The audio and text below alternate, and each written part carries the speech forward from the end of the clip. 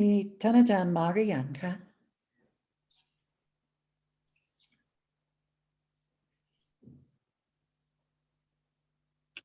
สวัสดีค่ะ สวัสดีค่ะ สวัสดีครับท่านอาจารย์ สวัสดีครับสวัสดีครับ Good morning, everyone. Warasak, did you want to ask now and get the question about next week? Yeah, you all can choose later and Okay. tell me later because next Saturday, Tanaja will be engaged, so we have to change. Would you like to change to Friday or Sunday afternoon instead of Saturday afternoon at the same time? Yeah, and then could you please tell me at the end or later? Okay, as soon as possible. Thank you. Okay. So we should get started then. Are there any topics anyone would like to raise to start with?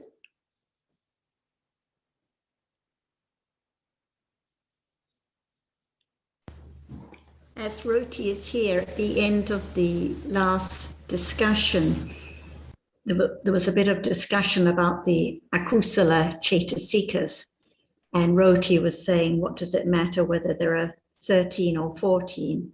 And Ajahn was saying, it's to understand the truth. And we said we would discuss it a bit more this time, maybe discuss each one to understand why it's the Cetasika and why it can only be this number. What do you think, Roti? Well, I understand that if it's either 13 or 14, it's both would be to understand the truth. But I still think there's any difference if there's 13 or 14. If we don't count, is there reality which is unwholesome now? We don't count. Yes, there is. We know what is there. At this very moment, after seeing what is there, if we don't understand it, it is kusala or akusala. So is it matter or doesn't matter at all? Or is it matter at all to understand the truth? Not the number, but the truth.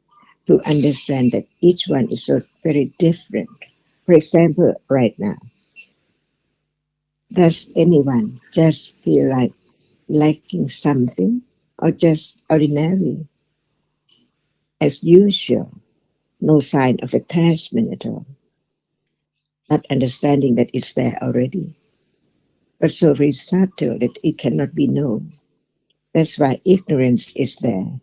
And is it good to have ignorance of each moment from birth to death, and then after that, no understanding of whatever is now appearing at all?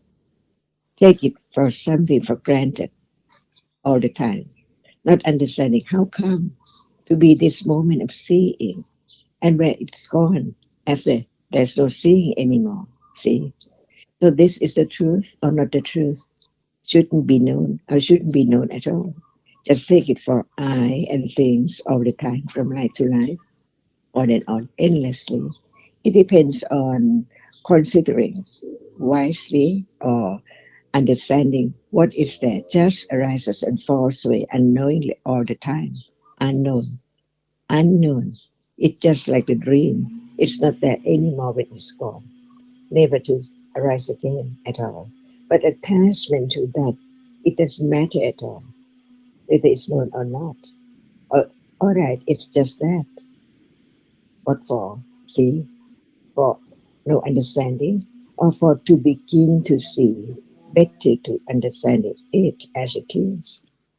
It is not just rush to having it arisen again anymore. It's not that. Just learn to understand what is there right now. Because when we talk about Dhamma, it seems like far away. But Buddha enlightened the truth, and the truth is this moment. So this very moment is not as we take it from life to life as something permanent, and there's I all the time. So it depends on anyone think that it's better to understanding it, but not rush to eradicate it. It's impossible. Just learn to understand. That's all. Very natural, very ordinary, very common. Just not from not understanding at all to beginning to understand. It doesn't hurt at moment of understanding it. It's better than not understanding it at all. Just that. So it's so very natural. It develops because as much as we heard about the word no self, only Dhamma, is it true? It's real. Saying it's real and it's gone from day to day, from moment to moment. That's all. That is a truth, the absolute truth, or whatever is there now as it is. That's all. And just to understanding it is better than none at all. Only that. Just understand. Developing that understanding develops from hearing again, considering again. And that's the way it grows or it develops. Just what? For understanding more and more and more, clearly and clearly. Is that not better? Just to understand what is there clearly, no matter what is there. As we have heard, it's conditioned to arise and it falls away.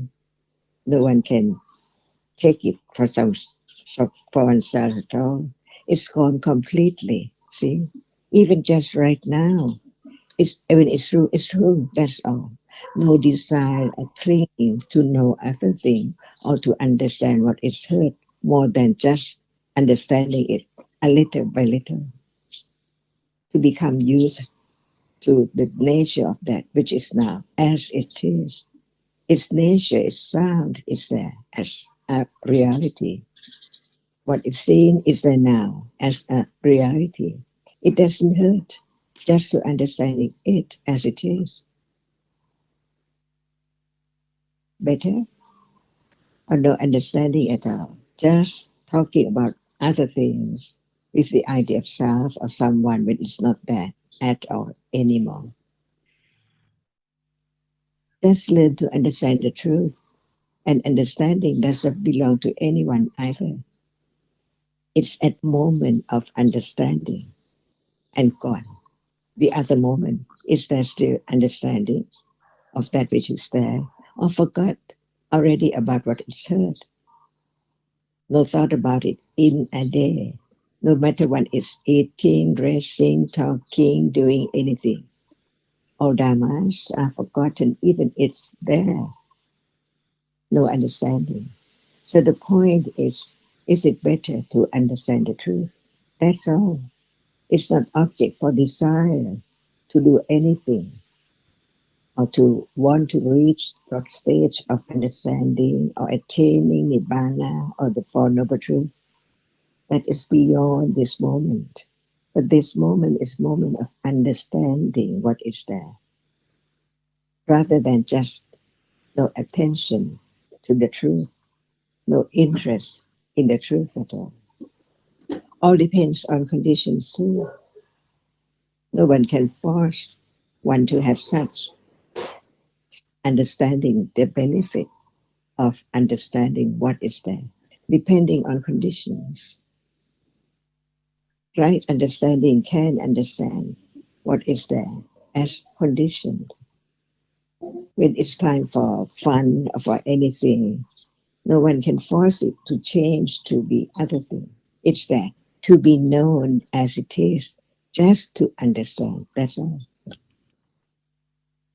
And understand develops like when we like something and then we like it more, a little more, a little more, a little more. Anything is just like that by way of pakatu panisya pachya. What is there? When it's gone, it is the latent tendency. It's there for such and such happenings. That's all. This is true. No one, just to understand the truth, even it does not appear as no one yet, but it begins to understand what is there. Better than no understanding at all. Just take everything so very seriously. but actually it's gone already. What is disturbed at that moment is by condition of not understanding the truth. Only that. So now we're talking about what the truth of what is there to be known, whether it's true or not, whether it's just as it is or not. And when it's right, and when it's wrong, it's wrong. Nobody can change the wrong understanding. Is it right? So we don't have to call it titti or michatitti, but wrong understanding is moment of not understanding the truth of that which appears and takes it for something. So very common by nature is taking it for I or things. So there are lots of happenings for I and things all day, all life to life, that's all. Just understand the truth, whether it's true or not. Life is not permanent. And what is life? Each moment is life. So each moment is not permanent. Is that true? Only that, just to understand that. And understanding begins to grow little by little, unknowingly, because right understanding is also sankhara khanda, see, by way of khanda, by way of classifying natures in that aspect of khanda. That which arises, gone, completely, instantly, no matter its gross or subtle, pleasant or unpleasant, near or far, whatever is there right now. Just beloved, and just understand. And understanding develops. No one is there. Understand. So anyone who cries and who takes everything so very seriously because of not understanding the truth, that actually what one clings to gone, and what is I gone. Everything is gone from moment to moment. No one can stop attachment, ignorance, and anger. By condition, it has to be that. But understanding begin to understand the truth. Just begin to understand the truth, because the truth of it is so very, very subtle to be known as only one reality is conditioned to arise by different conditions and gone before no one can know it as it is right now. Just understanding. That's all.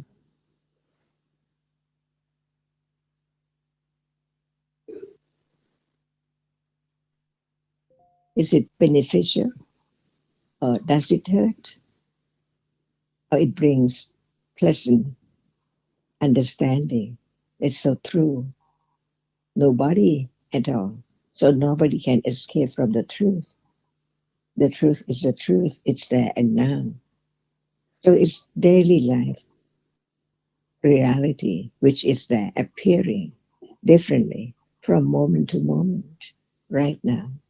Otherwise, one study or one think that Dhamma is there so far from this moment. But actually, whatever is there, as usual, is that's not known, but Buddha enlightened the truth of it, so it can be known as very, very natural as it is, little by little. Hardness is there, but not all the time. It's gone. No thought about it. What is the truth? The absolute truth. Can it be something? Flower, shoes, pencil? Not at all. It's hardness which is there and then gone. So what appears is only the sign of that which arises and fall away unknowingly to be together as something with shape and form, to be remembered as something or I from life to life. So if there's no enlightenment of the truth of each reality, how can anyone understand what is there now as it is? Impossible. That's why those who listen to the teachings consider the truth and begin to understand the truth. That's all. The can be attachment as long as there are conditions for attachment of any degree can arise at any time. But it's not self. It's a reality. It cannot change. No one can change its characteristic to be other thing. It's there, showing itself as it attached so much to such and such. But what about understanding? When there's no understanding, it's I and clinging to something or whatever is there, even to some what we take for special experience is there, not understanding the truth. How come? And clinging to such object, not forget it. Just think about it. What is thinking about it if it's not attachment? Not understanding it just gone completely, never to arise again, to be experienced again at all. Forget it. But it depends on conditions. When there is attachment, it condition, not being forgetful to think about it again and again and again by conditions. That's why when each reality is not known as it is, it has to be something all the time. That's why before becoming enlightened, eradicates the wrong understanding and the idea of self. It has to be just right now because this moment is taken for I see, I hear, I think, I like, I dislike. That's understanding, that's all. Not to be enslaved to the idea that I would like it to be like this.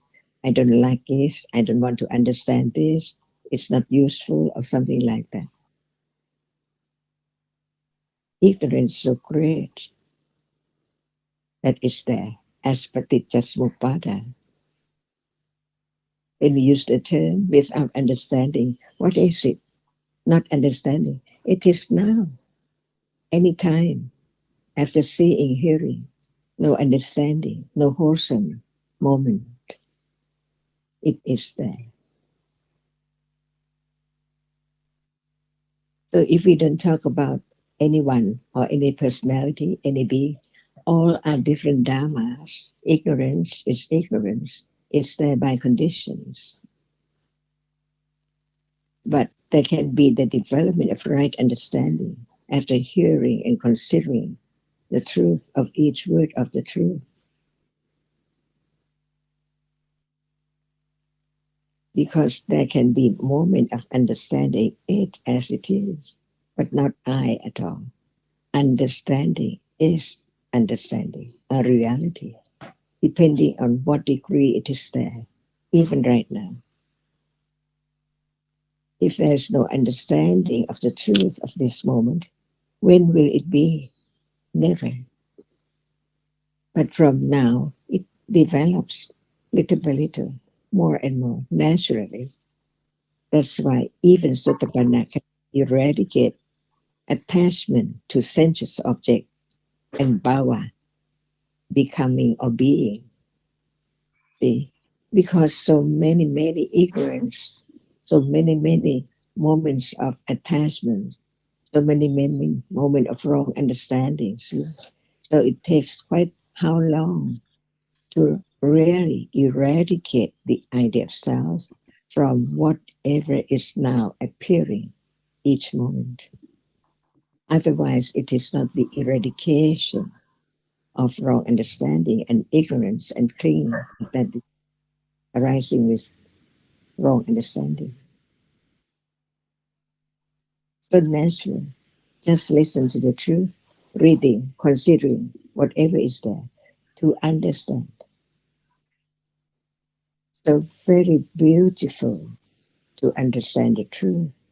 No one see. The truth is that actually they are different dhammas, conditioned to arise and then gone completely, absolutely, never to arise again. It's quite a release to be enslaved by ignorance and attachment and other reality which is unwholesome. Is it true? That's all. Just that. Nothing is there. And then gone, everything. So that which is wholesome, that which is understanding, is it not better than ignorance and clinging to that which is there no more, never to arise again?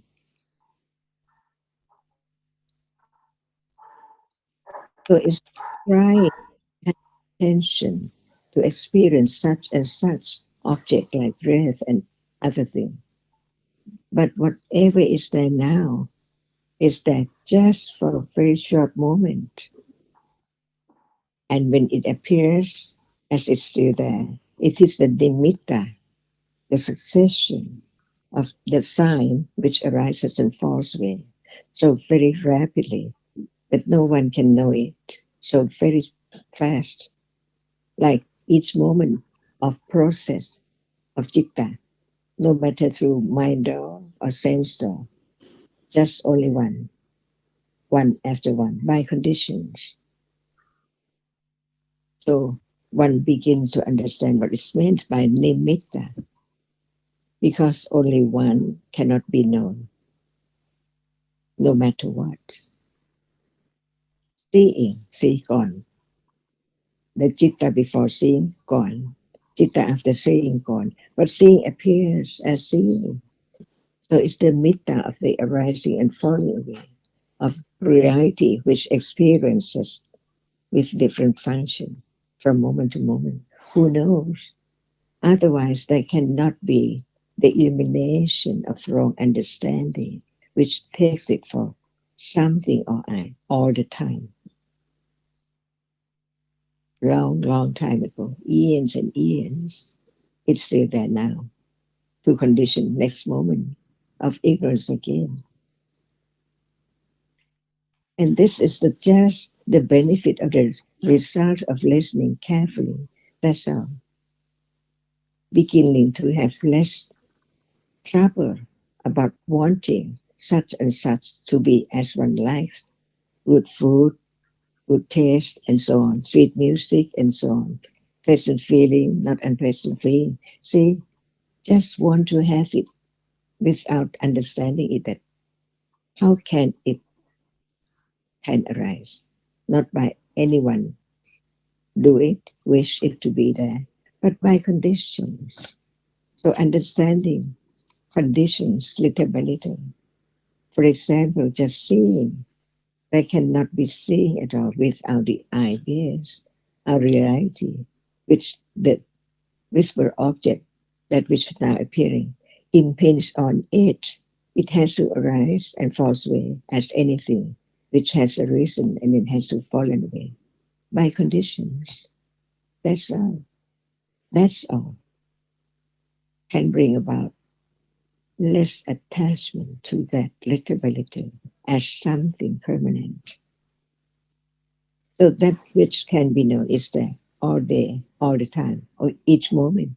It depends on understanding or not, as it is. Beginning from hearing, considering, to understand whether it's true or not, that's all. So Panya is not wrong. It's the right understanding of what is there as it is. So one is not enslaved, but just want to keep one in just a very secluded place and try to think so much or wish panya to arise. It's not panya which arises from wishing or thinking or ignorance, but it's the moment of hearing about what is there, whether it's true or not. That's all.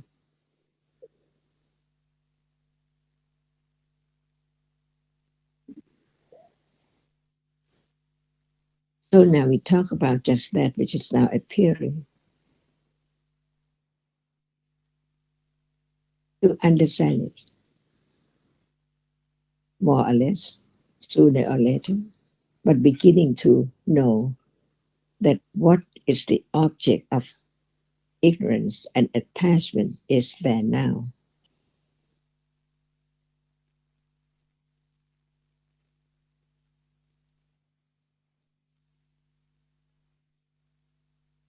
We don't have to count, but to understand the truth. If we don't talk about ignorance as a reality, can we separate it from moment of being attached? That ignorance cannot attach.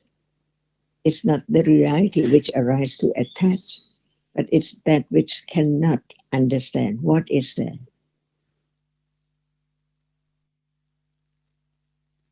And when it arises, it cannot understand the truth of what is there. So it's one. If you don't count, it doesn't matter at all.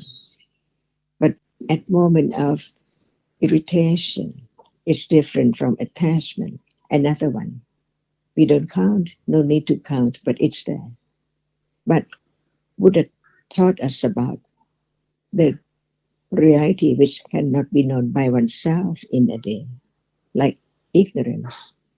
There is attachment already. What about ignorance? Without ignorance, there cannot be attachment. That's why even the Four Noble Truths, the second truth is attachment, but ignorance is there too. No need to talk about it because it's there all the time. But what appears in a day is attachment to this and that unknowingly, very, very subtle. No sign of attachment can appear, but it's there. Like asava. What we call it asava. And if we don't call it asava, can anyone know that at just moment of opening one's eyes and go on life as daily life, what is there? Is there attachment show up all the time, moving one's hand, chewing the food? See, it's there unknown, but it's there. So who knows? Because there is seeing. And then moment of liking and disliking is there to be known. But what about before that? It seems like it's not there. No sign of like, wanting, wishing, but it's there already.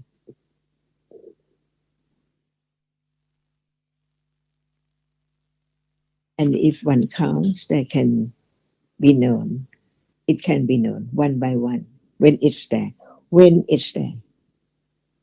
When it's not there, how can one know?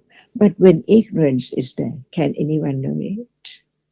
Without understanding it, that it's moment of no understanding right now. What is that which experiencing now? The nature of that. Does it appear? Or the object appears? Is it not there? Or is it there unknown all the time? Arising and falling away, different objects in a day. What is that? Which condition? What is that at moment of seeing, hearing, smelling, tasting, touching, and thinking?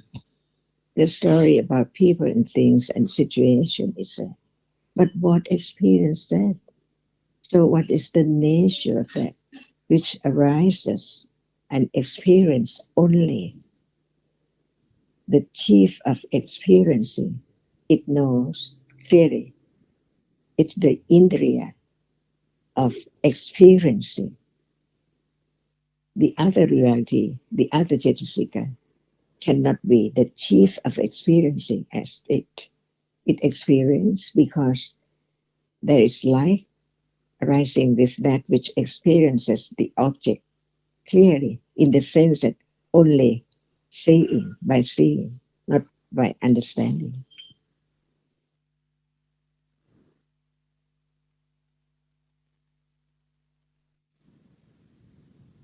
Right now, see, we just talk about whatever is there to understand the truth.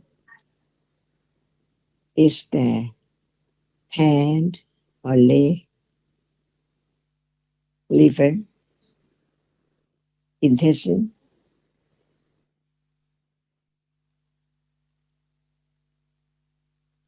Does it appear? But the thinking is there. It's there somewhere. The head is up, and the toe is down, and something like that, see? But actually, what appears, the absolute truth cannot be changed at all. When it's seeing what appears, at moment of hearing what appears, at moment of tasting what appears, and then gone. It's not there all the time, only in a moment when it's there to be known. After that, it's gone completely, never to arise. And actually, in truth, it's gone quicker than we can expect. At moment of touching, hardness is still there, still there, but in truth, it's not still there. It arises and falls away all the time. And since it's true, right understanding begins to understand little by little and letting go the idea of something. So when there's no the idea of something, the nimitta of a reality can appear as the object, as different from other objects. So how can it be something or sound at any time?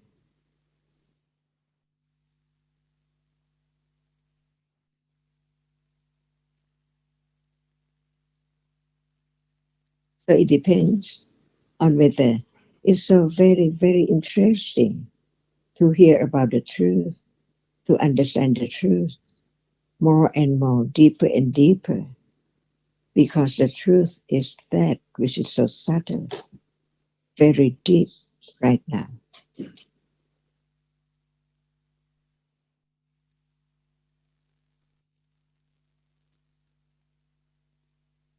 And what is there? Do we need to count? And can we count without understanding what is there? For example, there must be the ideas, the rupa, different from hardness, different from sound, different from smell. But it's a reality which that which appears now can impinge on it. Only that. It's not at the toe, at the back, at the arms, at the ears, but it's there. But nobody can experience it because it's not that which can be experienced in a day. But it can be understood that it's there. That's why even it does not be the object like seeing, hearing, which were object and things, but it's there to be known as it has to be there. Who are the other rupas? Even right now, does it appear? And Roti, I think your point is that it's never about the numbers as such, but it's about the understanding of the reality that is appearing at the present moment.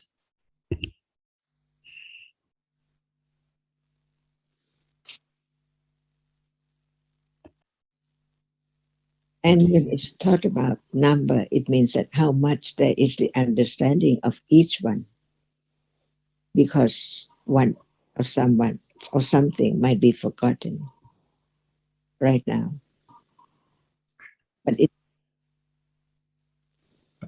the numbers are usually book knowledge and not from one's own direct understanding. So that's the difference that Roti is pointing to, I think.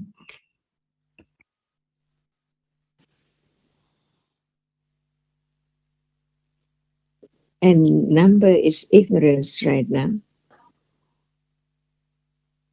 See? Yeah, good What question. So it's not a matter of thinking about number, but they are there as they are, known or not known. In Tanajangkup, I just want to say it was just the most wonderful Dhamma Desana that you have given there. It was just a real treat listening to it, as I'm sure it was for many other people. Sadhu, sadhu, sadhu. I appreciate each understanding. So very precious in life. And I appreciate also the fact that Ajahn, his talk is always about the understanding of the reality of the present moment. And the point came up last time because Tam Tan asked a question and Ajahn asked Tam Tan how many kilesa are there? Actually, how many akusala cetasikas there are. It's different from how many kilesa. And Tam wasn't sure how many there are. She was looking for the number like 14. But the point is, what about at this moment? How many different akusala dhammas appear? For example, does ignorance appear? Does attachment appear? Does dosa appear? Does wrong view appear? Because only by understanding different kinds of akusala when they appear now can there be the understanding so that gradually more and more is understood about different kinds of akusala or different kilesa. Otherwise, just to memorize charts and numbers is meaningless. But through the understanding about the distinction between ignorance and attachment, between attachment and mana, between mana and ditthi, gradually there is the understanding of the different kinds of akusala cetasikas. But it has to be now, otherwise it's not of any value. Yeah, that's why I wonder why she asked Tam that question. I think it's a little bit of a trick question for someone who is new, because they think they just should know the right number, but it's actually asking what kinds of akusala appear now, so that gradually it's a bit like asking how many tangible objects appear now or how many gross rupas. If one just repeats the numbers, one doesn't get anything. But by beginning to understand that hardness appears now, temperature, heat or cold appears now, and so on, one begins to understand why it is this number, why 3 tangible objects appear, not 4, or why 7 rupas appear through the sense doors. But it's through the understanding of the different realities appear, not by learning the number and then trying to work back to the realities. And I think, Roti, is that sometimes certain questions are appropriate. Sometimes other points of view are expanded upon. So we can't always say that, why this time and why at that time. It's just different conditions. And like, I want to elaborate on a little bit what Tanajan said this morning. I think it was one of the most profoundest and insightful aspects of Dhamma, listening to it. And that is a treat to listen to. And sometimes Tanajan speaks in different ways to different people, and they're always valuable, no matter what is said, even if it seemingly may contradict other aspects of what Tanajan says. I think it's all a comprehensive overview of the magnificence of Dhamma.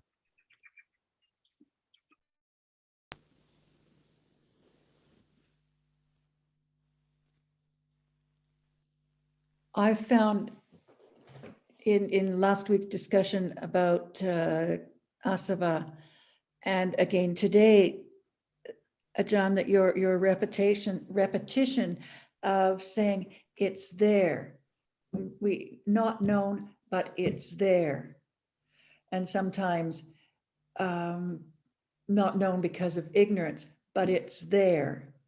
That has helped me a lot with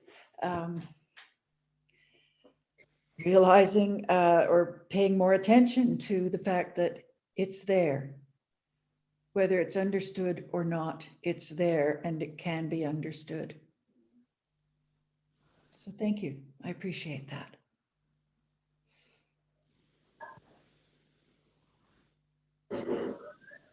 I think last time when there was a talk about special experiences and concentration and how it's different from panya, but because of the asavas, what appears is taken for something, taken for me or my experience all the time, is really important to know, because otherwise it's so easy to kid oneself all the time that there is something meaningful about this or that experience, because the asavas are not known. It's not known that it's being taken for me and my experience.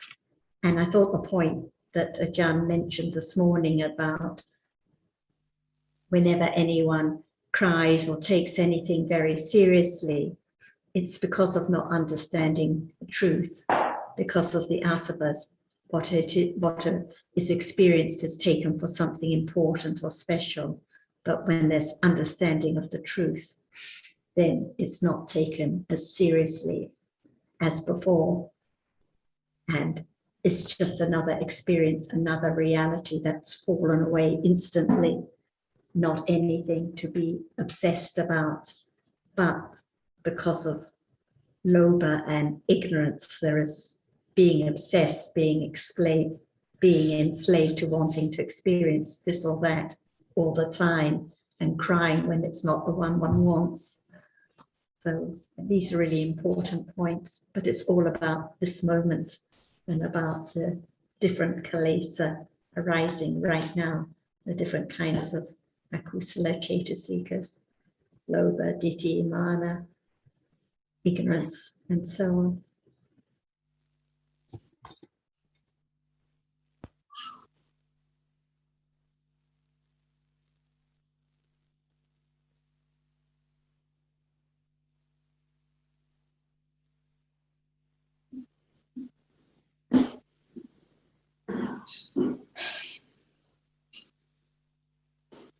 When I was,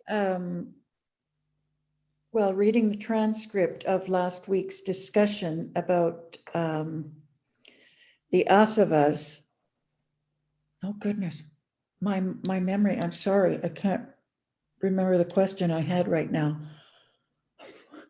I'll come back again when it comes to mind. I'll make a note about it. This is the way it is these days. Just more conditioned dhammas arising and falling away unexpectedly. Forgetfulness, it's just another dhamma, no significance. Sanya not marking what we would like it to mark, but it's all gone. Otherwise, one finds it if one doesn't understand it as a dhamma, one thinks it's so important when one forgets something or one goes to the shop and one can't remember why one's there. Exactly. When there's understanding that they're just dhammas and sanya's still playing its role, but it's just not the way we would like it to be. Big example of taking it for oneself. I felt like, oh, this is so embarrassing, so humiliating. But and that's the time to understand more. Kilesa, mana is there, clinging is there, ignorance. But actually they're just different dhammas. Not of any significance at all. yes. Tanajan Cup, listen to you this morning. I was really reminded about the preciousness of Dhamma. And I'd like you to talk a little bit more, if you can, about the preciousness of Dhamma.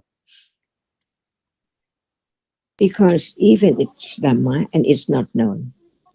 So what is the most precious reality?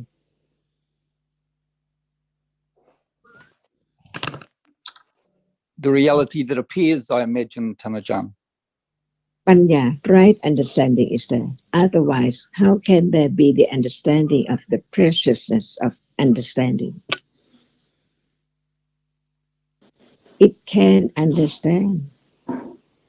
It's not just that which cannot understand and is attached, like, dislike, conceit, and so on. But it's that which understand, that which is not known, that which is not the object of understanding before at all.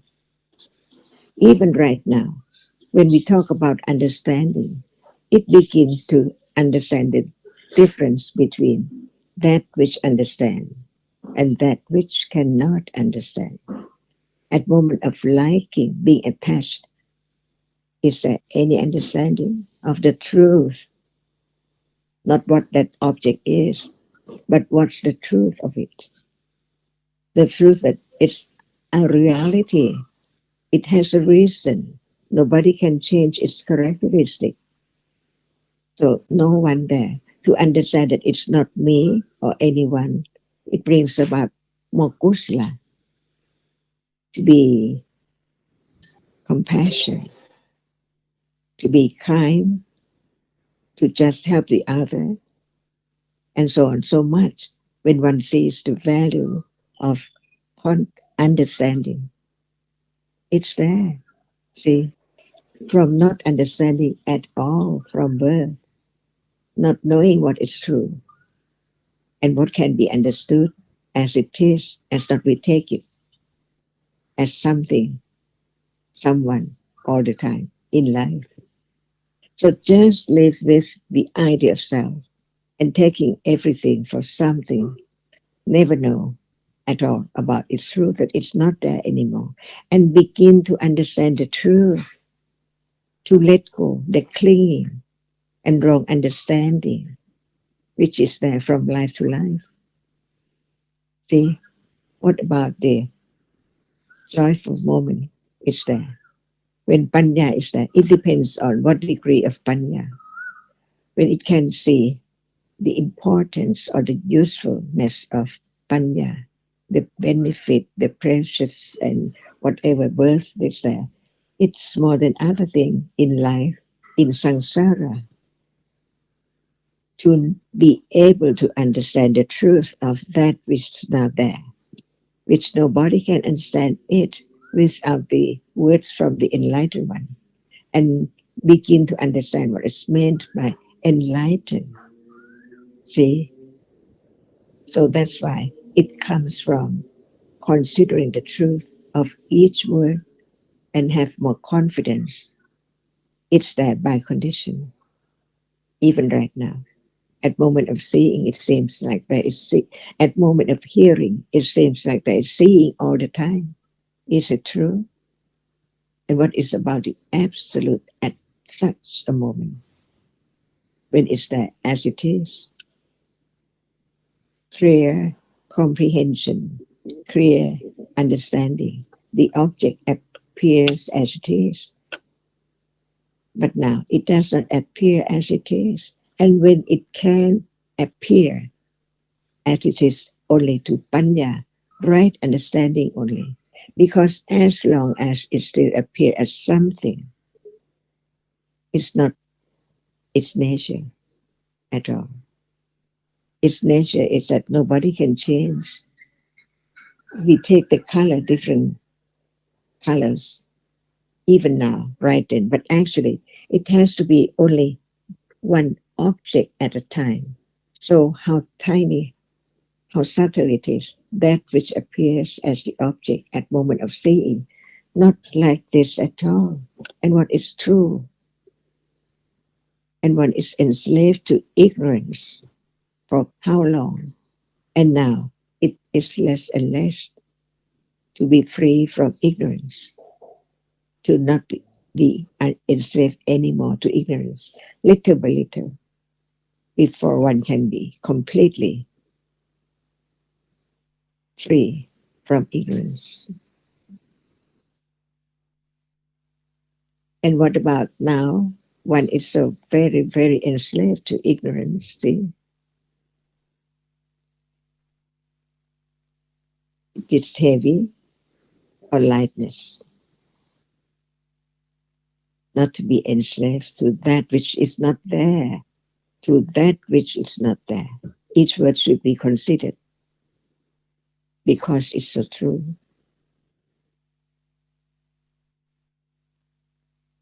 It seems, Tanajan, that it's easy to be enslaved by ignorance. That is the Paticcasamuppada, see, what come, how come the world to be on and on and on because of ignorance. It's there by conditions, but no one knows.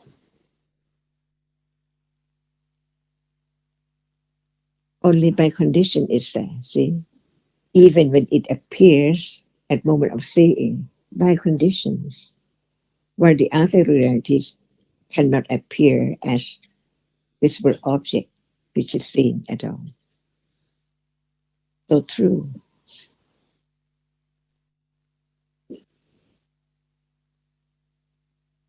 Enslaved by attachment and ignorance, it seems it's there, and thinking about it, even in dream.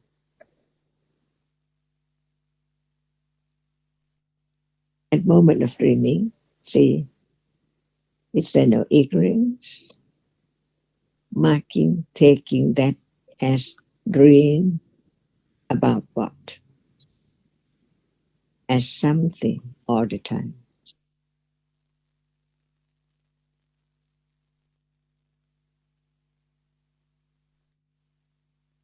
And actually, even right now, it's the stream of Pawanga and interrupted by processes, and then Pawanga again and again. Only that in life, from life to life. No more, not even permanent one moment at all. So it's just like the dream. We take what is there, it's not there, as it's still there, like a dream. The dream seems so very real, Tanajan. Because of ignorance. But at moment of dream, there is the idea of something, right? We dream about people and things. And at this moment, even what is there now, actually seen, actually heard, but it's as it died, as it is, or not as it is, that it's gone. So the difference is that when it is the mind of process, when we call it a dream, there's no sense of process in between to follow it, to take it for something. But in a dream, there's no sensuous object, the experiencing of seeing and hearing at all. But it's that in memory, just take it, even in a dream, in memory, that it's still there.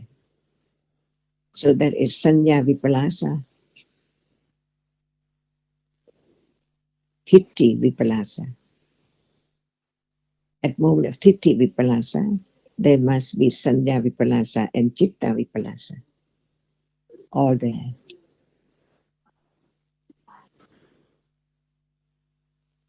And this is so true in life, each moment that which is not known until Buddha taught about it.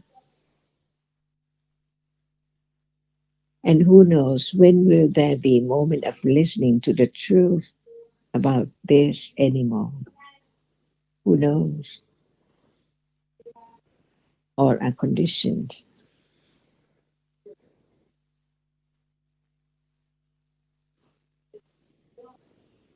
So this is the best moment to develop understanding, a moment for understanding to develop.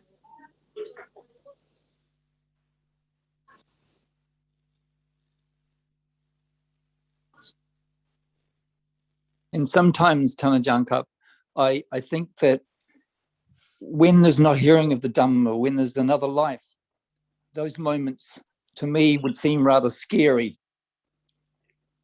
Because of understanding what is very worth and precious. And that is understanding. No one understanding the truth.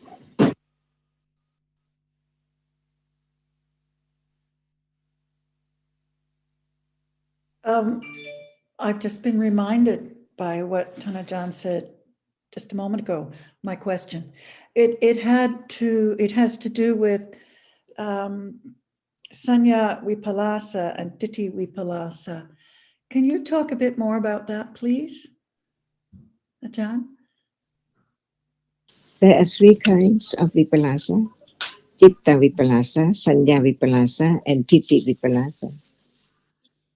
At the moment when Ditti arises, it is wrong understanding. And at that moment, because of Sanya, marks it or remember it wrongly. And Citta, at that moment, also is unwholesome because it's accompanied by Titi. So even Citta, when Titi is there, is also Vipalasa.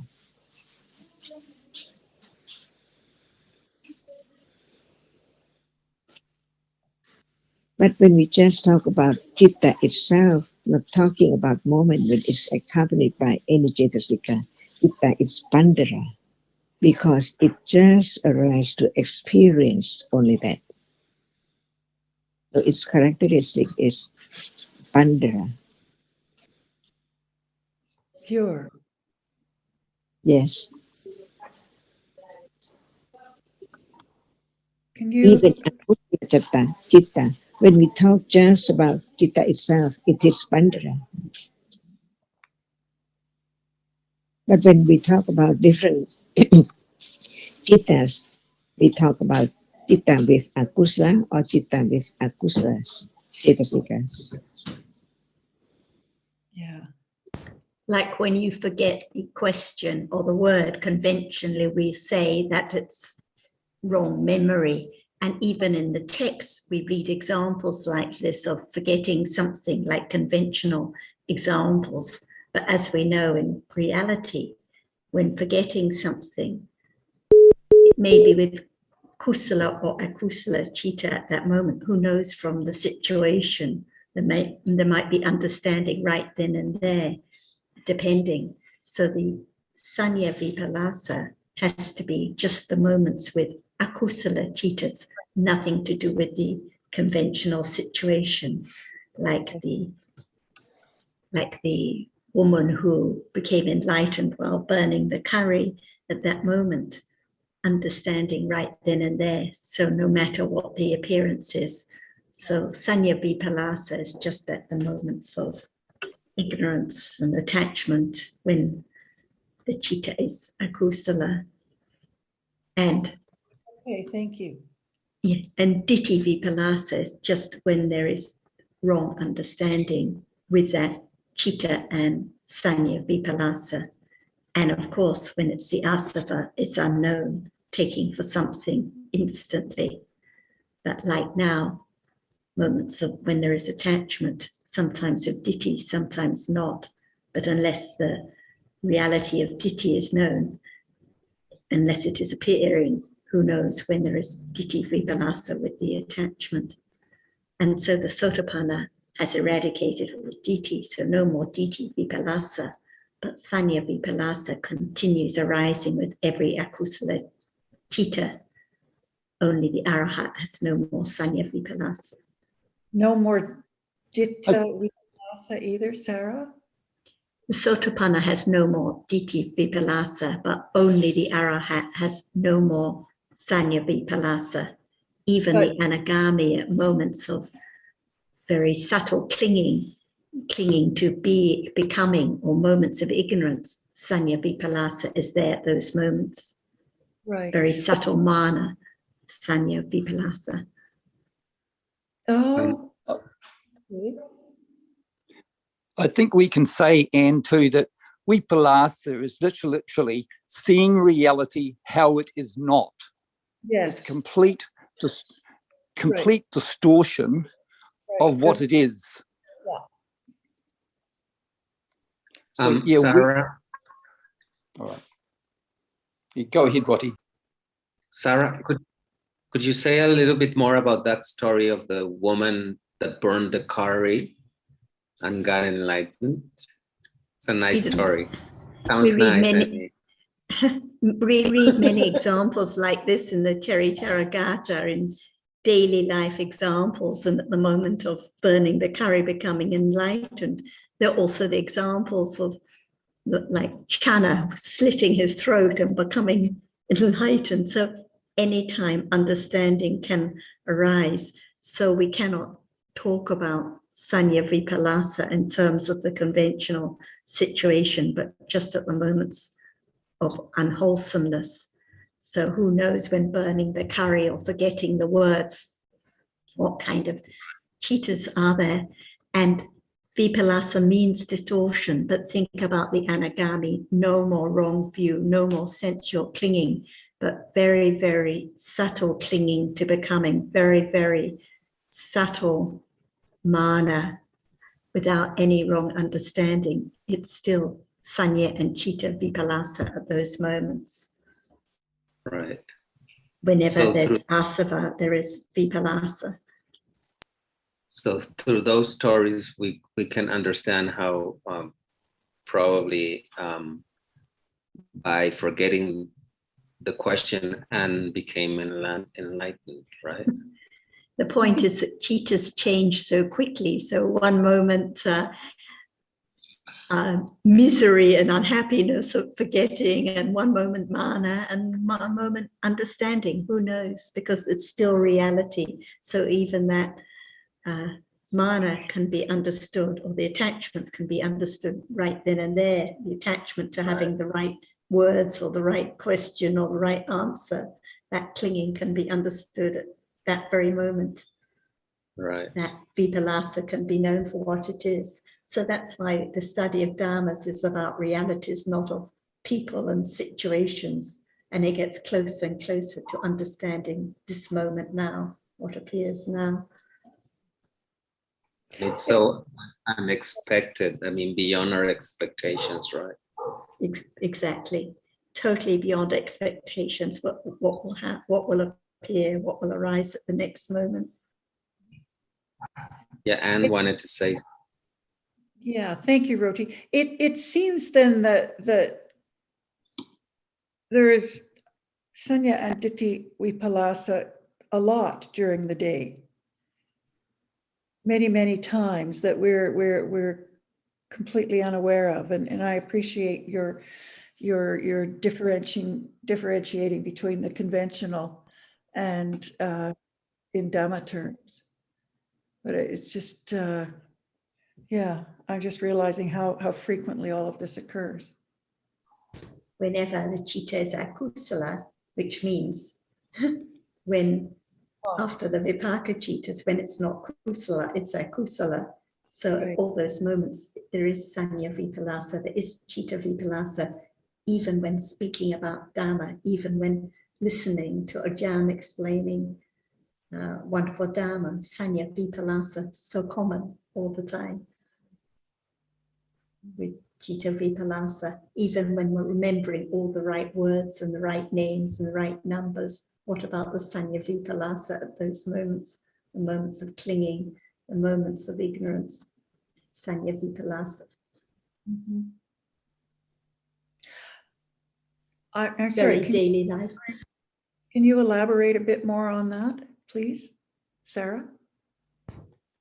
So like now, when speaking or listening to about Dhammas, at any moments when there's clinging, wanting to know or liking what one hears, Sanya and Chitta Vipalasa must be there with those moments of subtle attachment. And whenever it's taking for something, my understanding, someone else's understanding, something that is heard, Ditthi Vipalasa is there too.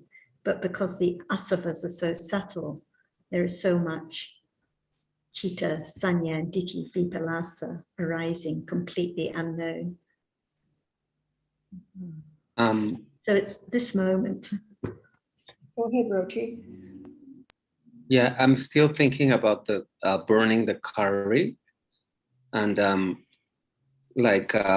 sometimes people that they think that the Buddha's way is through meditation, and you give them the example, like you tell them, then why a person while burning the curry gets enlightenment, right? But then they would answer, oh, it's because they have trained themselves in meditation so much that at that moment they have all that background. And that's why. Well, anybody can say anything, really. They can associate, wrong causes with wrong results.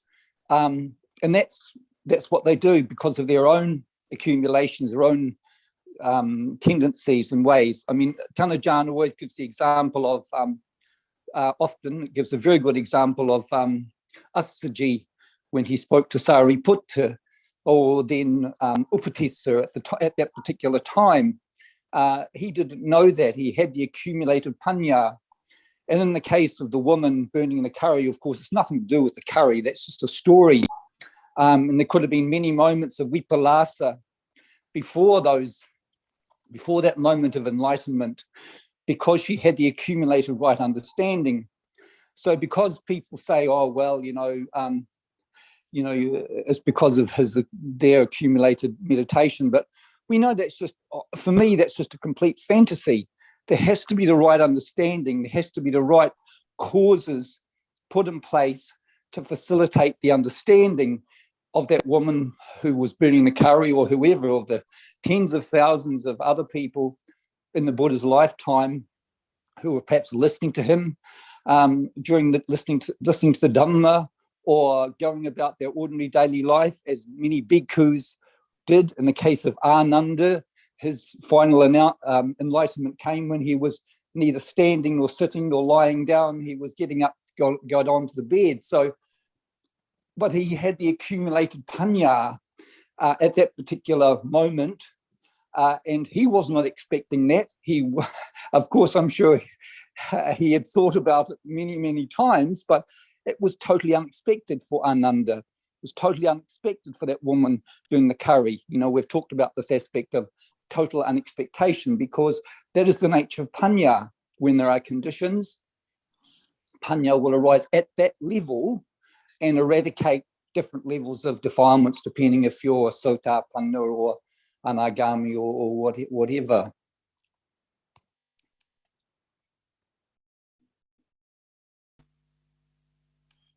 I always appreciate what Tanajan says, that anybody can say anything. And it's so true. But really, when we look at it and consider it carefully, does it make sense? And a lot of those meditators can say this, well, they can say it, but we should always consider it carefully. I was reading the Mahaparinibbana Sutta last night, and the Buddha was saying that anybody, a bhikkhu with the most learned bhikkhu, you should consider it carefully. And just because he says it doesn't mean to say that it's true. You should consider, is it in accordance with the Dhamma that you have heard from me, in that case referring to the Buddha? If it's not in accordance with what you've heard from me, then you should put it to one side. And when I hear about these stories about these meditators, it does not make sense to me anymore. And I'm so grateful to Tanajan to helping me to understand that truth.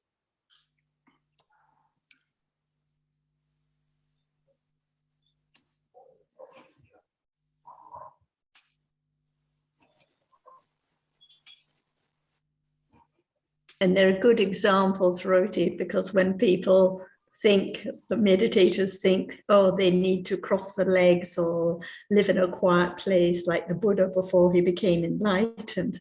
But what about those who became enlightened whilst crying in despair because of having lost their children, or burning the curry, or all these other daily examples? Will anyone copy this behavior? Should one burn the curry in order to become enlightened, or slit one's throat? Or so it just shows, no matter what the circumstances, no matter whether one's in total despair and going mad because of having lost one's children, or no matter one's burning the curries or falling over, there are just different dhammas, and what's important is the understanding, the accumulation of understanding, not trying to copy the Buddha's way or Jan's way or anyone else's way. It's all about just understanding what appears now. Yeah, it shows how ignorant it is to try to copy anybody's behavior, right? Exactly. What's important is the understanding of the accumulations at this very moment, no matter whether they're this kind of accumulation that we would like or that kind of accumulation we don't like, but they're just different accumulations, different accumulations of cittas and cetasikas, and there can be understanding anytime. Right. And that's why the more understanding, the less seriously it's taken. Right. Roti, you could use the burning curry story next time you're speaking meditating. I'm gonna do some curry tonight to see if I burn it.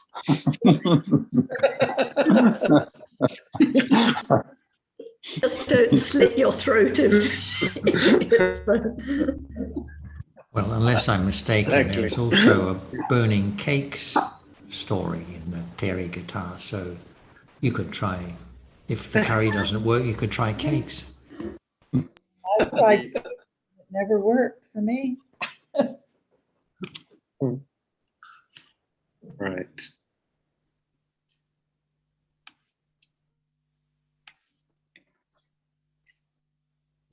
usually when these things happen. I broke a cup a couple of days ago when we were moving in, or if one forgets a word or burns the curry, usually for most of us there's instant disturbance and mana and feeling sorry and so on. But when there's more understanding, it's just passing dhammas. Anything can happen. Nothing to be taken so seriously.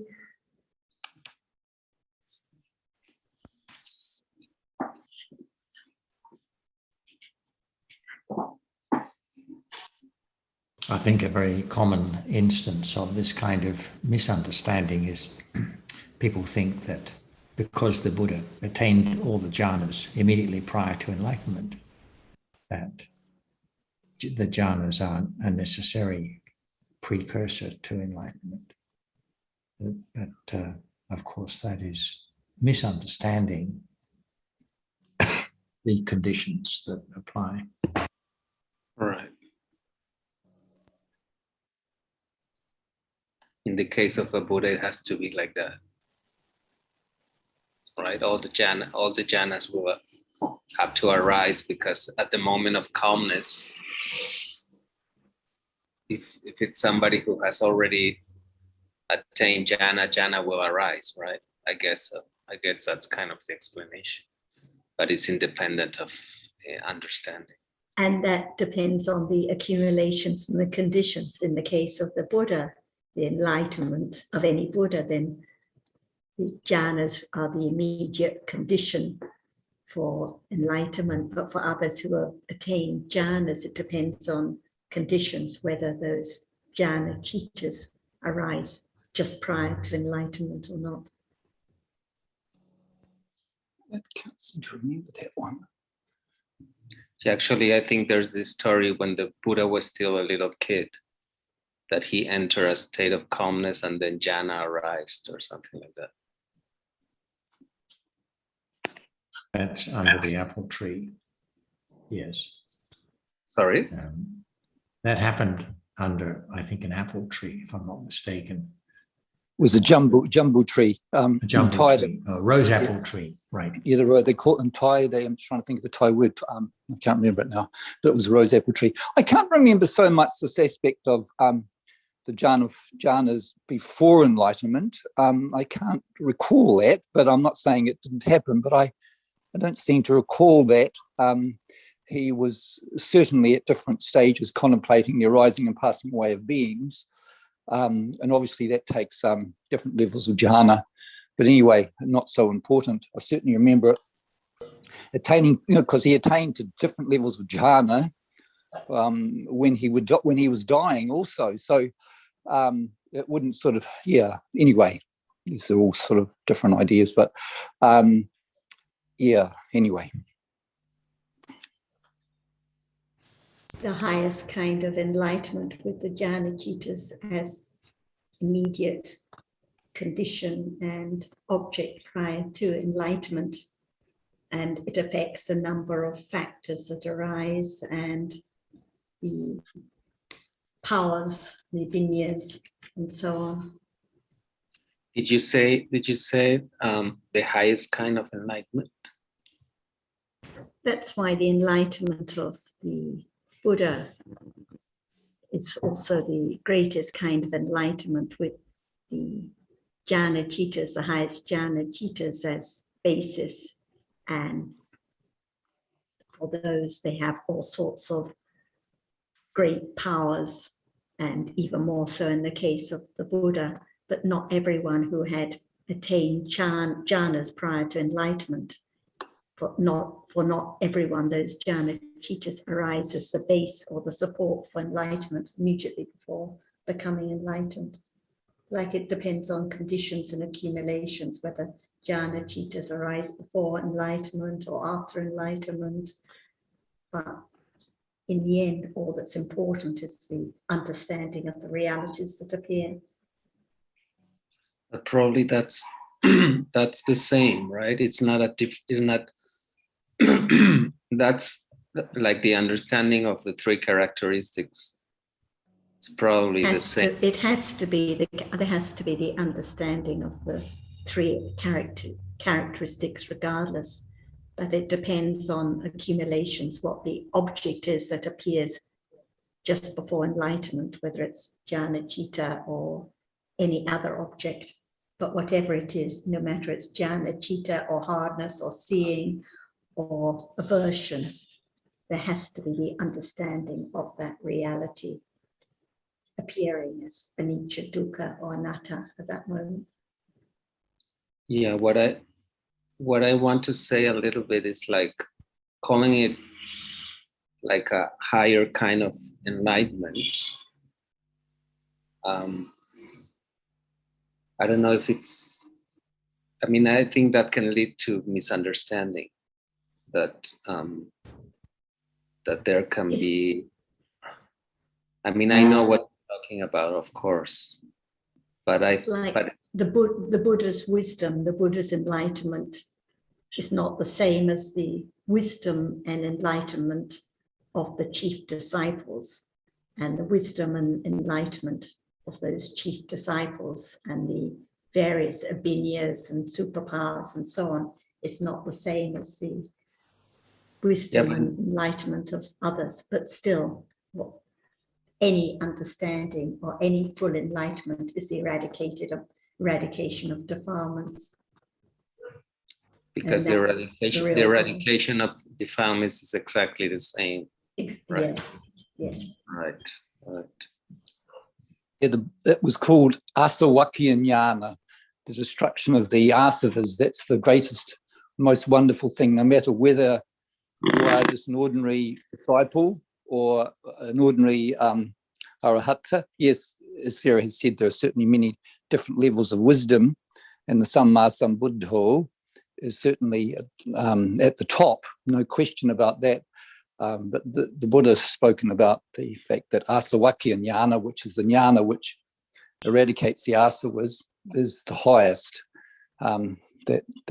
that we should be aiming for. And of course, it will be determined by our accumulations, what level, in a sense, of panya that accompanies that, so to speak. Any arahat is kinasava, without asava, and when there's more and more understanding of the truth, less and less minding about what appears or what accumulations there are, and no more clinging to having the attainment of jhanas or anything else, just all by accumulations.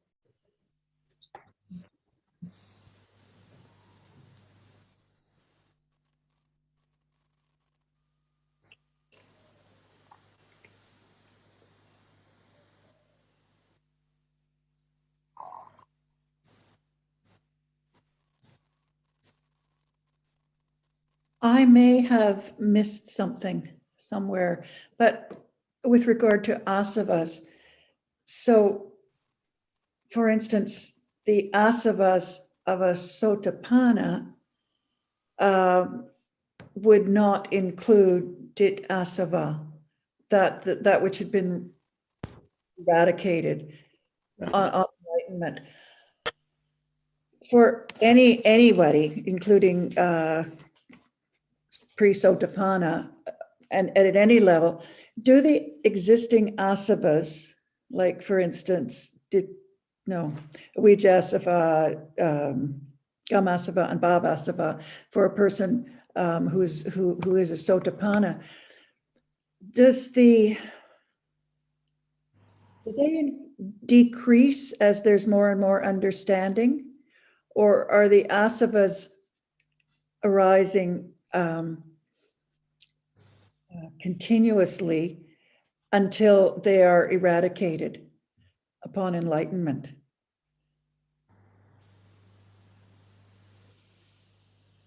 Well, the asavas are just the same unwholesome tendencies that we know. So it means they are rising at a low level. So they're not apparent, not able to be noticed. They do not appear. Right. As the understanding develops, the ditthi, for example, has to gradually be worn away, so no more ditthi, and finally eradicated at the stage of sotapanna. And likewise, the kamasava of the sotapanna is stronger than that of a sakadagami, because there's more and more understanding of the truth, less clinging to sensuous objects and as before. So gradually it's worn away until completely eradicated by the anagami. So I guess what I'm asking about is worn away. That's worn away by the growth understanding. Right. It's a gradual process. Right. The abhijasava of the anagami is far less than of a sotapanna, far less than for us. So gradually, less and less conditions, but very, very gradually. Well, okay, the very, very gradually is that, let's go back to somebody the Putujana, who was not yet enlightened. That is worn away very, very gradually, dit asava, that would be worn away very gradually until the stage of enlightenment as a sotapanna. Is that right? Like for the one who has realized different vipassana jnanas, less didasava than before that. The one who has developed satipatthana, direct understanding of realities, less than when it's just intellectual understanding. So according to the degree of understanding, but not by wishing or counting or sure. So it's a very gradual process all the way through the stages. Less and less clinging to the idea of self or something as the understanding of the truth develops and accumulates.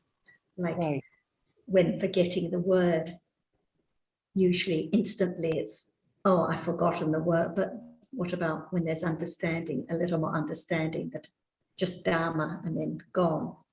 So gradually with more understanding, less clinging to self or something.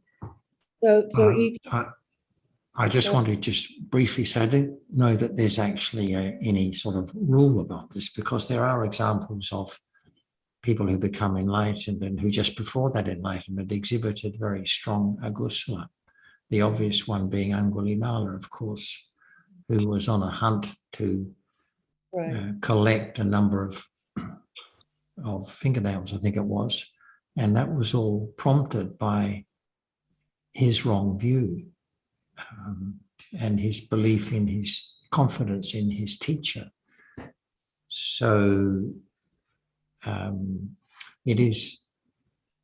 obviously there was still some strong either wrong view or other kind of agusala accumulated at that and still able to manifest at that time.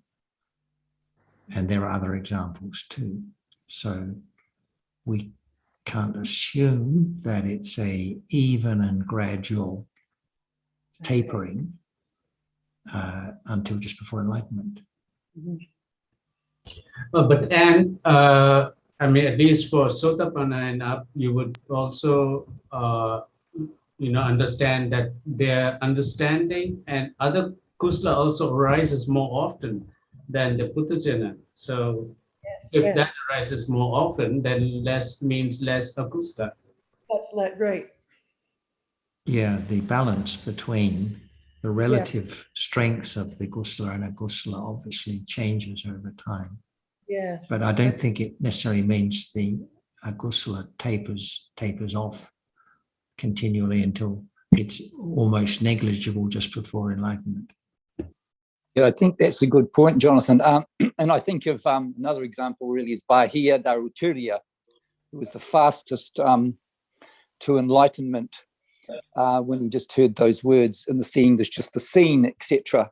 And he adamantly believed that he was enlightened, and his friend in another plane from a past life suggested he go along and see the Buddha. But and he was the quickest. Kipra, I think it's called, a special name for it, which I can't remember at the moment. And it only took moments, just a few words from the Buddha, and he became Arahatta. It seems so quick and sudden, but when one reads about his previous lives and the time and spent studying, considering the Dhamma and hearing it and meeting wise people, so actually that's just at that time. So that totally development is totally very slow and over countless lifetimes, ready for that. That goes without. Yes. Yeah, that goes without saying. Sarah. Certainly, there has to be the support conditions. That's axiomatic.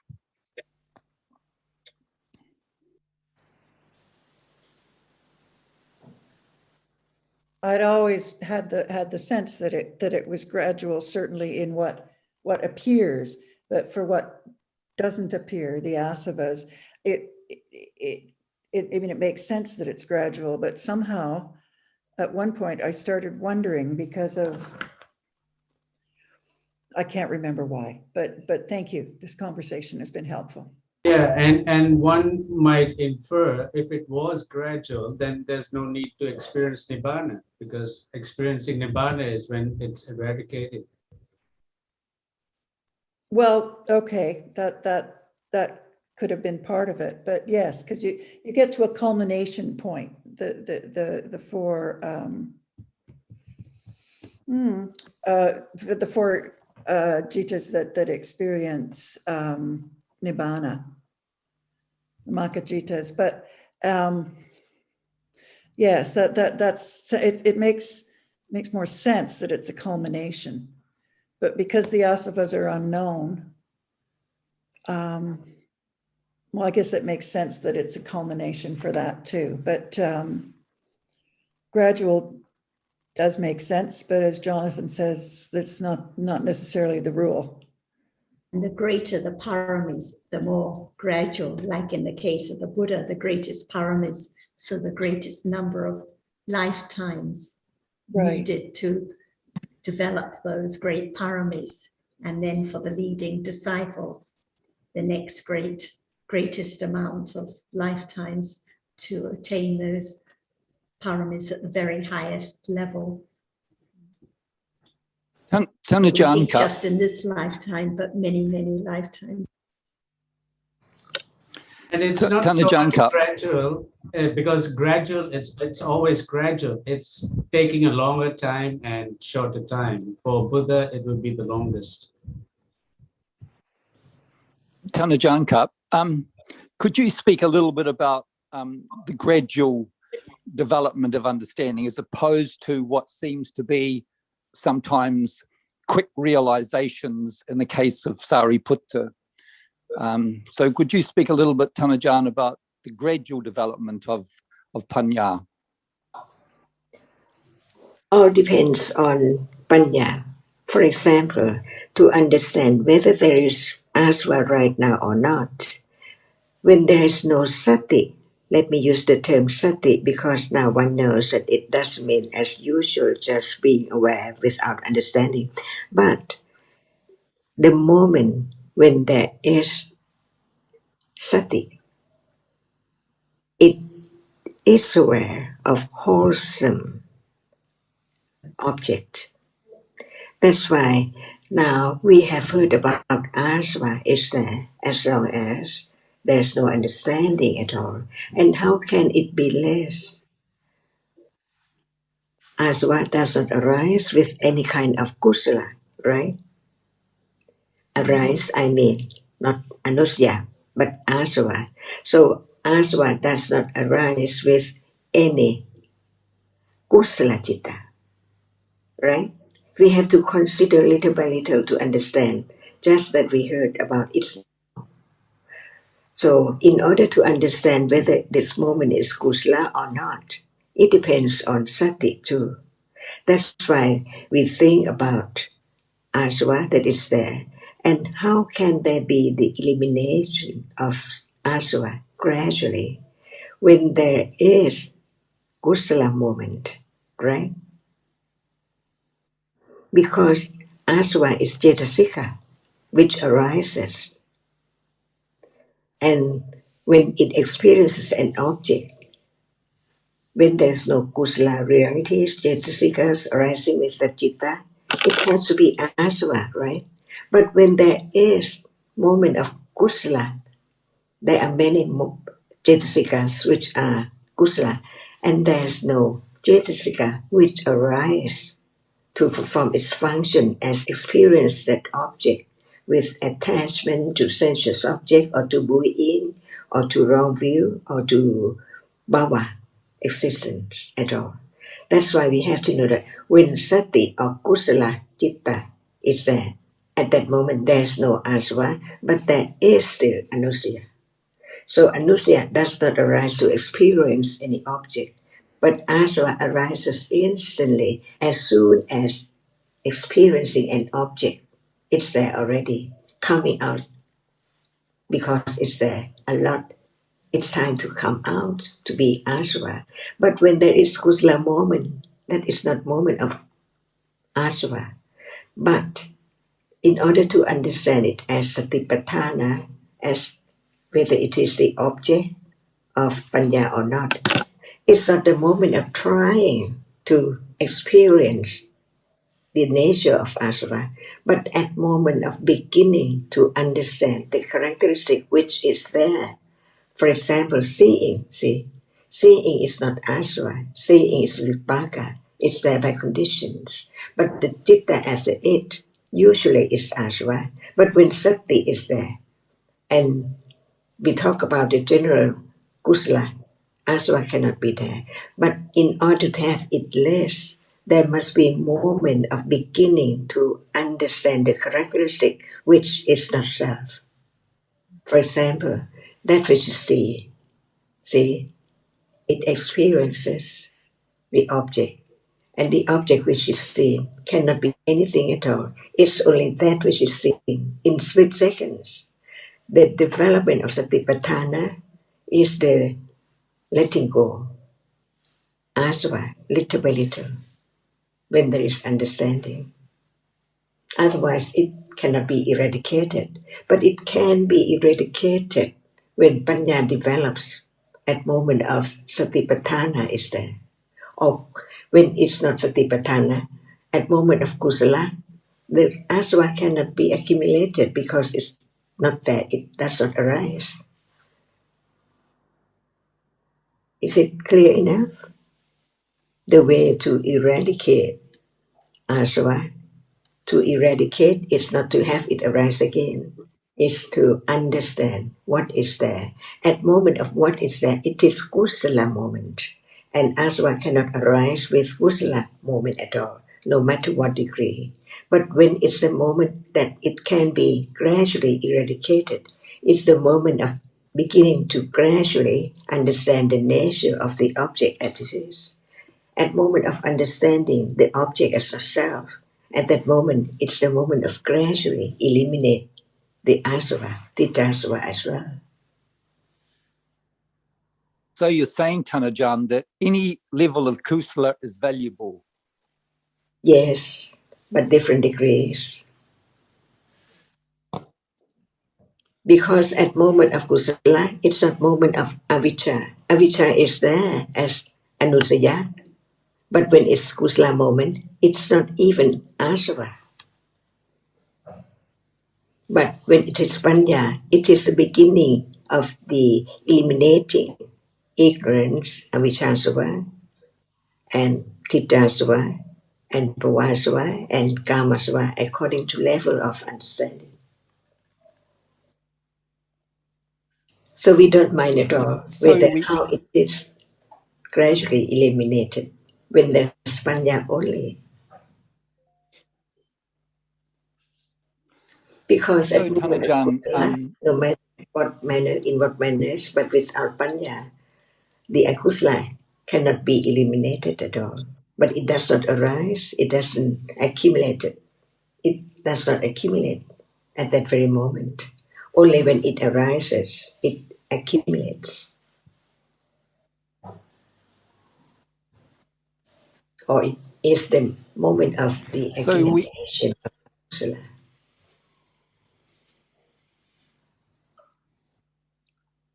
Just right now. So in the case...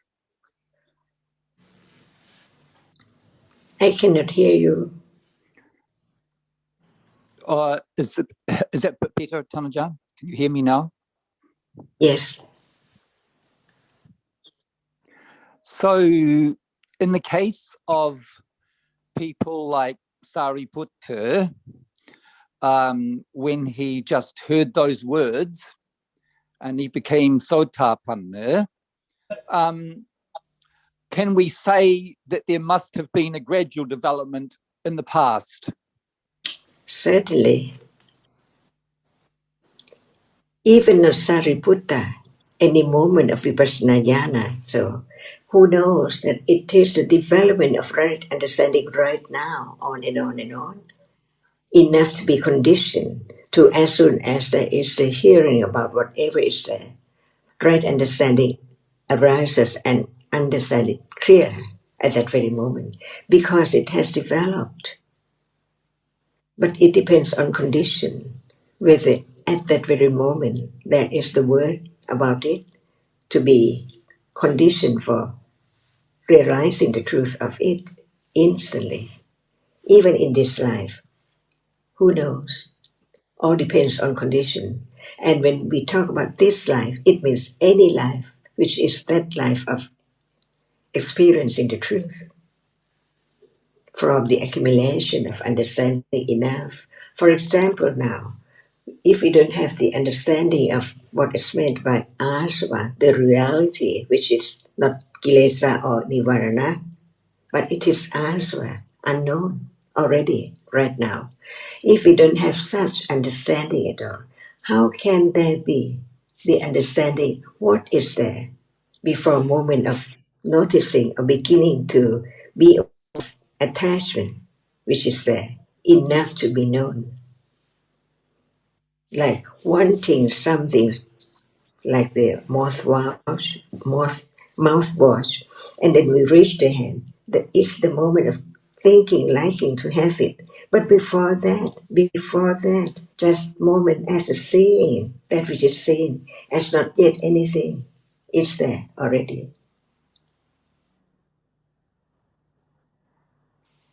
Ooze or seeping out, flooded instantly by that which is strong enough to flood, kilesa to come out.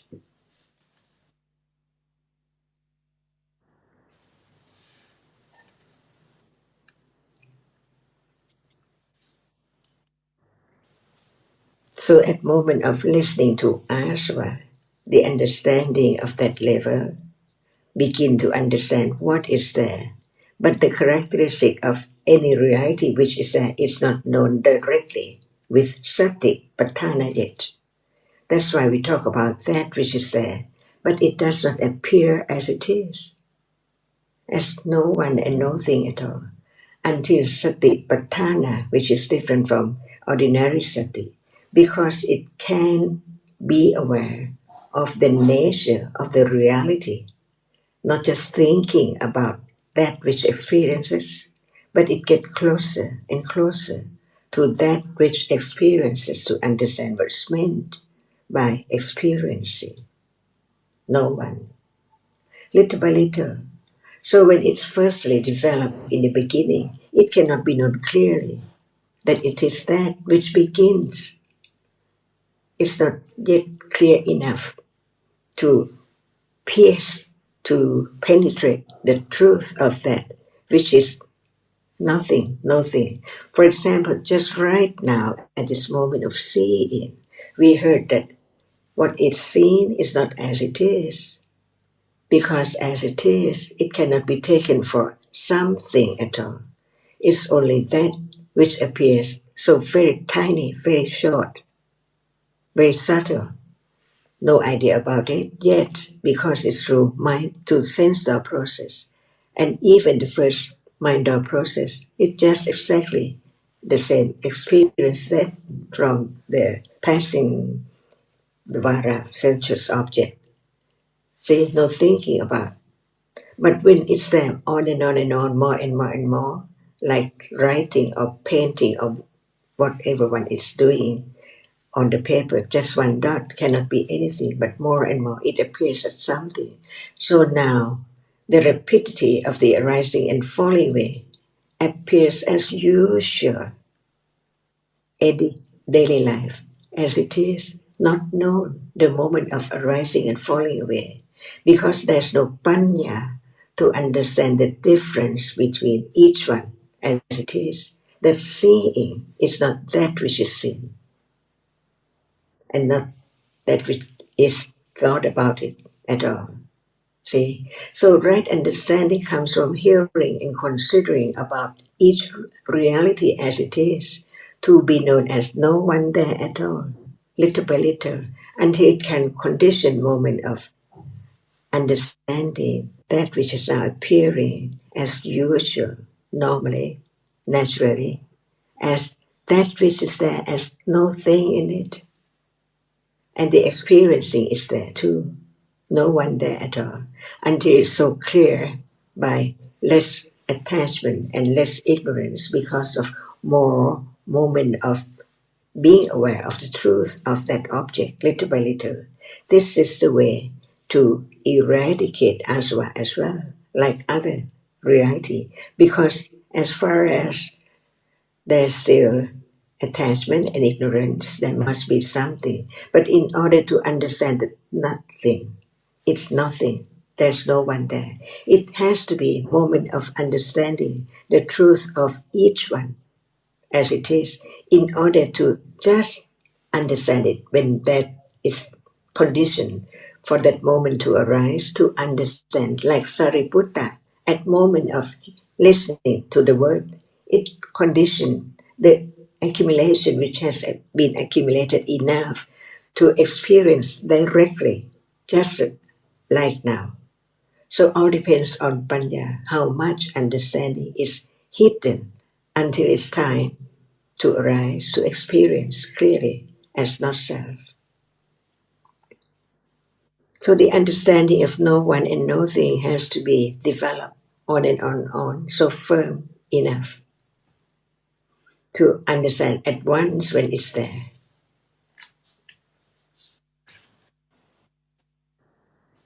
So we can say, Tanajan, that even in the cases of people like Sariputta or those other people who seem to have just heard the word of the Buddha in their last life and attained very quickly, there is always the very gradual development of understanding.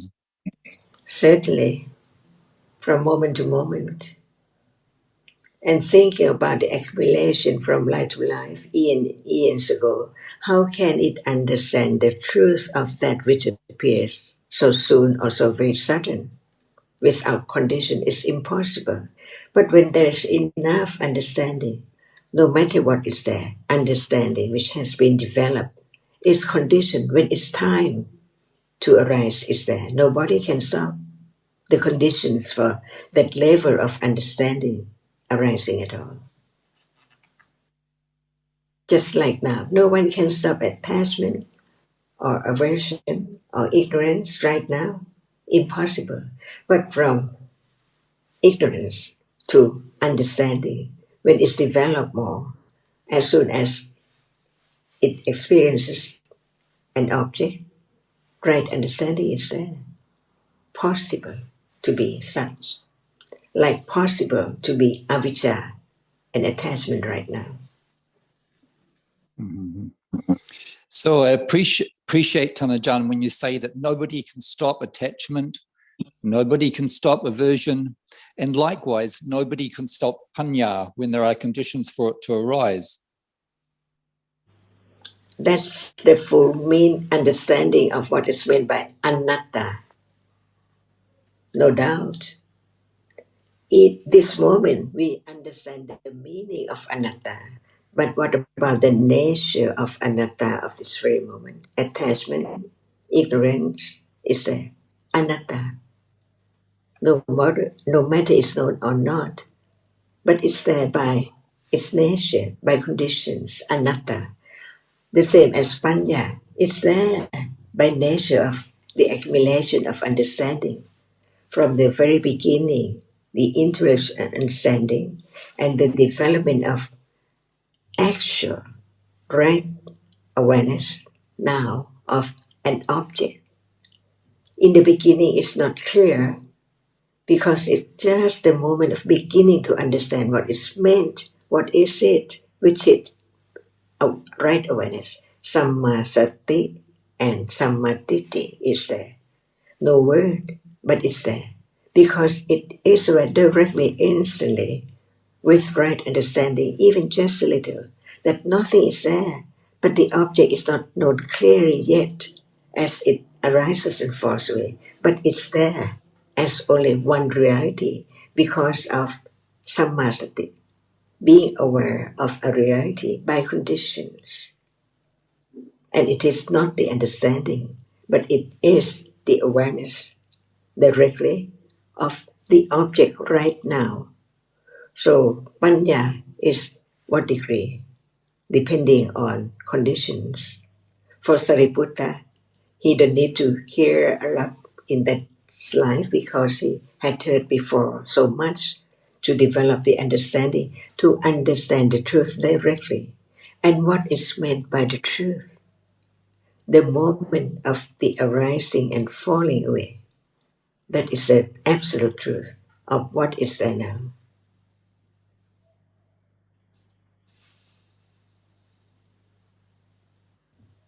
And this is the firm and the firm confidence of the truth, to be truthful to the truth, Satya Parami, no change. The other way is not the way to understand what is there now or any time. When it is understanding, it understands. It's different from ignorance, avijja, which cannot understand.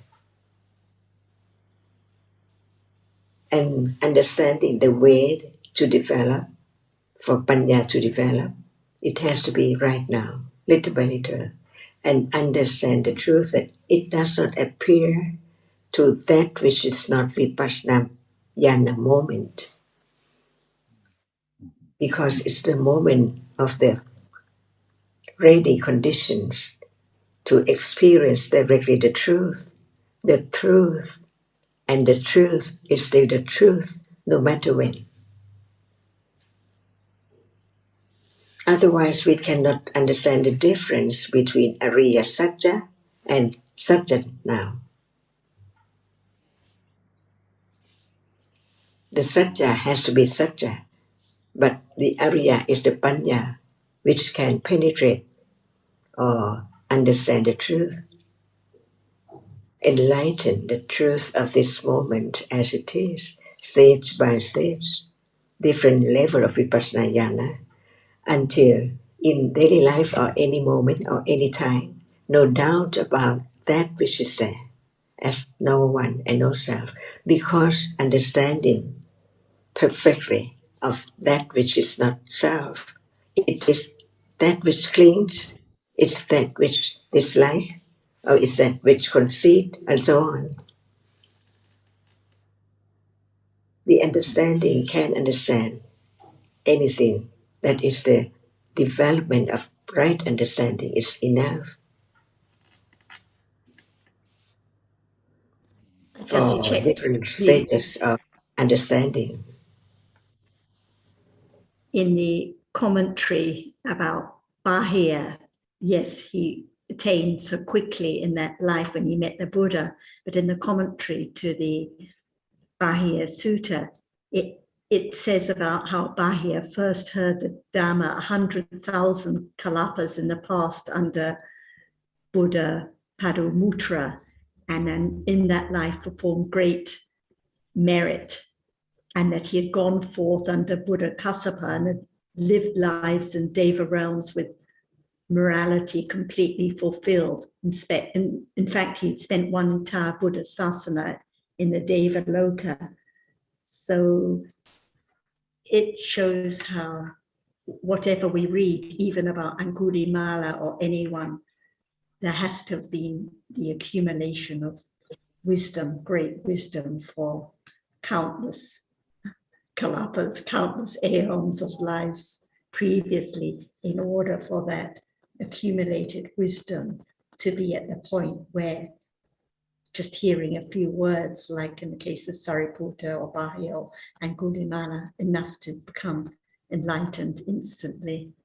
So it's never just sudden or out of the blue, or it's always through the very, very long accumulated understanding over aeons.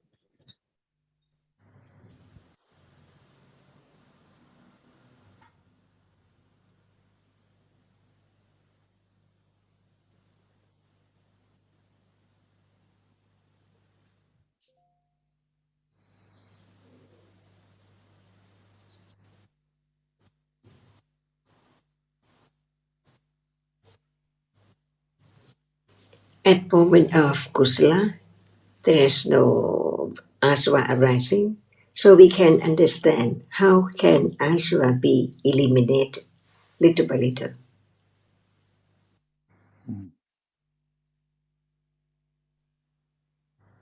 Even we don't call it aswa, but right understanding is there. To understanding it, at moment of understanding, there cannot be ignorance arising together. And this is the way to eliminate aswa and anusia.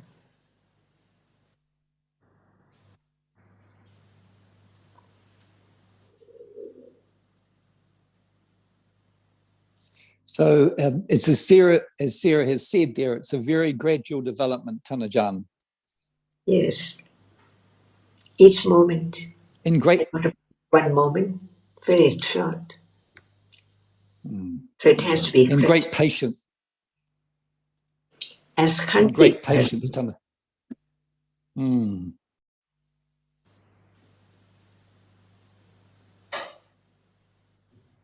When there is the idea of I try, I will meditate, it's not Kanti Parami at all.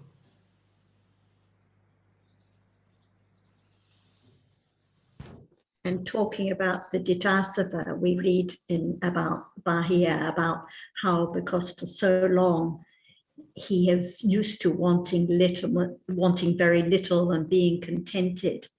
So there was the conceit of being an arahat that had been accumulated for a long time, and because of having attained jhanas, and therefore that defilement wasn't realized.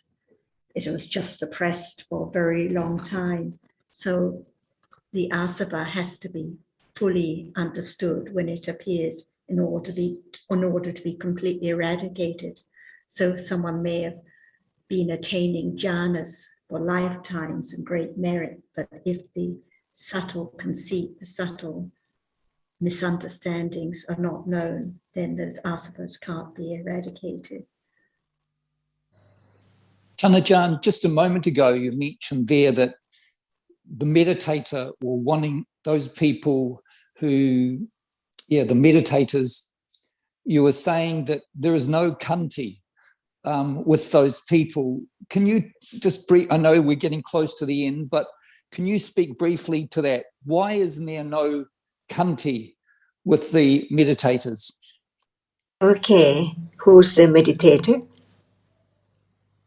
They're somebody who usually wants results. Okay, can that be attained with wanting, wishing? No, Ajahn, can't be. So we understand what is meant by kanti. Even just wanting to have no kilesa at all. See, can that it's possible by wanting not to have it? No, Ajahn. So what does Cannot. meditator want? They want results. Can it be by wanting? No. Sometimes, Ajahn, sometimes I think I want results, but that cannot be. That moment That is not kanti at all. No, Ajahn. No, it's not. Kanti has to be not having attachment. So there has to be a letting go at Tanajan. From the very beginning, ignorance about meditator, ignorance at moment trying or wanting to have such and such impossible result. If anyone can have it with attachment or wishes, they can get it. Okay, there's no Buddha and the truth cannot be known at all because even wanting is I, not the other. See, taking everything in life for something and I, or belonging to me, right or wrong, when it's not there anymore. Where is kanti? Try to do it, to know it, impossible. But the development of understanding will lead to letting go, wrong understanding, and ignorance and attachment. That's why beginning to understand what's meant by kanti, not to do anything with the idea of self, because at that moment it's not the elimination or the eradication of self, but it's a self so much more and more. But kanti, not to be. Patience, there is virya, but it's unwholesome patience. So conventionally it's patience, but it's akusala virya, not kusala virya or kanti. Anamotana due Tanajan Kap. สวัสดีค่ะอาจารย์ขอบคุณค่ะ สวัสดีครับ อนุโมทนา everyone สวัสดีครับท่านอาจารย์ Thank you very much. กราบเท้าอนุโมทนาครับ Thank you everybody. Thank you. อนุโมทนา Hello Tam Tan and Netta อนุโมทนา too